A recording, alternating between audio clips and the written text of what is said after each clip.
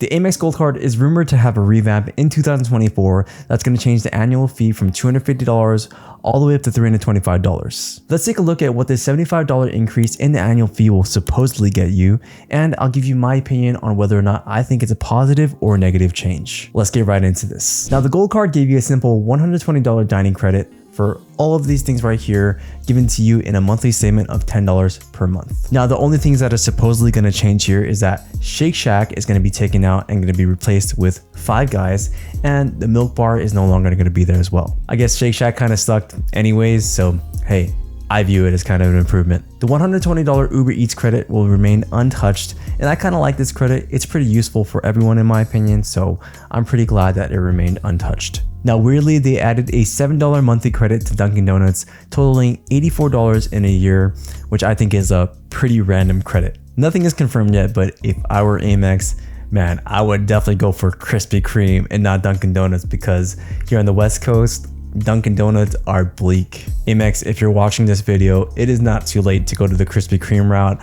I guarantee people will be happier. $7 for 12 months gives you $84 in a year. So it's an $84 Dunkin' Donut credit apparently, but I think it's pretty hard to put a value on this credit because who really gets that much Dunkin' Donuts unless you live in New York, because then there's like one in every corner. But here in the West Coast, I think Dunkin' Donuts are like literally equivalent to like Arby's. Like Arby's are pretty much extinct over here in the West Coast. You also get a semi-annual credit for a Resi of $50 every 6 months. Basically from January to June, you get $50 in Resi credits, and from July to December, you get another $50 Resi credit. So basically you get $100 in Resi credits in a year. Now, Resi is this reservation platform bought out by Amex, and basically it gives you priority seating for fancy restaurants here in the West Coast. They actually do have a really long list of nice restaurants, and so it's going to be pretty useful, especially with that $50 credit. You can get a meal with that $50 credit actually, so I do find this one actually a positive change.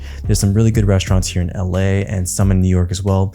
I'm not sure about the other states in the US, but hey, LA and New York has some good spots. Now, since this is just a rumor and we can't actually look at the terms and benefits on how this actually works, well, let's look at a card that actually does have the Resi credit, which is the Delta Reserve card. So if you look at the Reserve card Resi credit, the way it works is that you're going to book a dinner with Resi, then you're going to use your Reserve card to pay for that dinner, and then later on your statement, you're going to see that minus $20 reimbursed to you because you went through that entire Resi process. So same thing with the new AMEX Gold Card. It's just going to be the same thing. You book a dinner with Resi, then you pay the bill with your new AMEX Gold Card, and minus $50 will appear on your statement. So like I said, you get this twice a year, so that equals to a $100 Resi credit every year. You also get the option of changing your color of the card to this nice white gold card, which makes sense because gold comes in all these nice colors, and I guess it makes it a bit more luxurious. Now for some slightly negative changes, the 4 times points on dining will now have a cap of $50,000 per year, which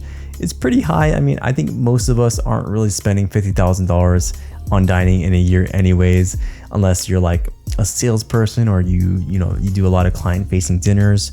But other than that, I think most people, this doesn't really matter for them. Another negative change is that the sign-up bonus is going to go back to 60,000 points plus 20% back on restaurant spend up to $100, which is pretty bad. But the one thing about this is that usually Amex offers for the Gold Card are usually elevated from like January to April of any year. So if you wait from like 2025 from January to April, I'm sure this will just be like 90,000 points plus like $250 cash back, just like how it usually is. So to summarize, the annual fee is now going to be $325, $75 more than the annual fee right now, and the sign-up bonus is going to be lower at 60,000 points plus 20% back on restaurants up to $100. You also get an $84 Dunkin' Donuts credit that's going to be credited to you $7 per month for a year. You get a $100 annual Resi credit. The 4 times points on dining is now limited to $50,000 per year. Milk Bar and Shake Shack are officially being removed from the dining list, and the $240 Uber Eats and Grubhub credit will still be there. Now, what do I think personally about the changes? Well, I think for most of us, the main reason to get the Gold Card is for the point multipliers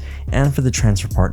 Food is probably one of the highest category spend for most of us because we all have to eat, we all dine out with our friends and family, and we all go to grocery stores, so earning points on that, especially 4 points, is pretty crucial. I see this card as I'm paying $250 to get 4 times points on dining and grocery. Then whatever points I earn, I strictly use them to transfer out to different partners and get business class flights, and therefore I get tons of value because those business class flights are usually anywhere from $2,000 all the way up to like $7,000. So I'm paying $250 for that entire process of earning points and transferring them out to different partners. Now I know this card comes with a $240 dining credit that you get every year, but let's say this card had a $0 annual fee and you still get that 4 times points on dining and grocery.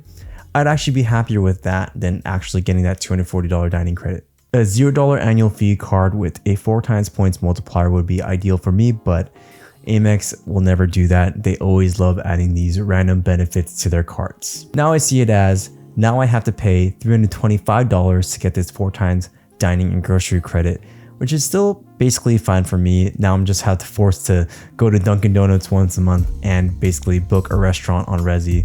That part I'm okay with. The Dunkin' Donuts part, I'm kind of sad about, to be honest, because I never ever get Dunkin' Donuts, you know? I'm actually really happy about that Resi credit though, because for $50, I can definitely find a really nice meal on Resi here in LA, especially if you get Mexican food. Me and my fiance can definitely get $50 worth of food and it can like give us a really good meal. So before, it was almost as if you were paying $10 for this card because the annual fee was $250, while the dining credits only gave you $240, so therefore your effective annual fee would be $10. But now after the revamp, the Amex Gold Card will have a $325 annual fee, but the credits alone will give you $424, so it kind of nets you $99. Except you have to use Dunkin' Donuts and Resi.com. I think a lot of people are not going to be happy with this change because Amex already has a reputation for changing its cards into coupon books, and this just kind of pushes that fact further so. So overall, I think I'm just kind of bummed out that I have to spend another $75 on top of the $250 just to get that 4 times points on dining and grocery. If I ignore the Dunkin' Donuts credit, which I feel like most people will actually do, the card only actually gives me $340 in dining benefits, $120 from Grubhub, $120 from Uber Eats, and $100 from Resi, which I guess is slightly better than paying $10 because now it nets me $15. So rather than paying $10 for the card before, now they're kind of like paying me $15 if I can use all the credits. So if you value the points and the transfer bonuses like me, then I would say that this is a negative change. But if you can see yourself using the Dunkin' Donuts and the new Resi credit, this is definitely a positive change for you. But another part of me says, whatever, $325. If I can get that 4 times points on dining and grocery, and I can leverage those points for a business class flight, well, I'm trading $325 for this benefit of getting these awesome business class flights, and that's going to be definitely apparently so because I've earned personally 50,000 Amex points, and it's only July, and I've earned 50,000 Amex points from grocery and dining this year, and that can definitely give me a business class flight. For example, I found this flight literally right now from New York to Paris, one-way business class Air France, that would cost me only 50,000 Amex points or 50,000 Flying Blue miles when I transferred out to Air France. Now, if I wanted to book that same exact flight in cash, it would cost me $2,783, and that is the value I get from transferring my points out. We spend a lot on grocery every year for our business, so it's definitely going to be worth it for us. If you're a high spender on food, and especially if it's for your business, it doesn't really matter what the annual fee is, you're going to net positive with this card. So just for buying food this year for my fiance and I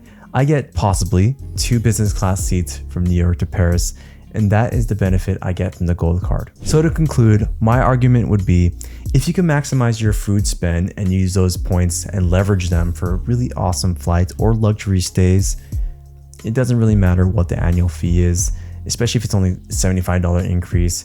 You're definitely going to get a lot of value. That's going to be way over $325. Now, if you don't leverage your points for max value, then I think overall it's going to be a negative change, but this channel is all about leveraging your points for really awesome flights. So make sure if you can try to do that with your points. So what do you guys think down in the comments below? Is this a negative change overall, or is this a positive change? Let me know what you guys think down below. Also, the sign up bonus for the Amex Gold Card is at a pretty much all-time high right now at 90,000 points. And that's really the highest it goes. So the way I would do it is I would get the card now, pay that low annual fee of $250, and then get all the 325 benefits, the new Revamp benefits, whenever it comes out this year. Make sure to check out my referral link down in the comments below. I'm sure it has that 90,000 points.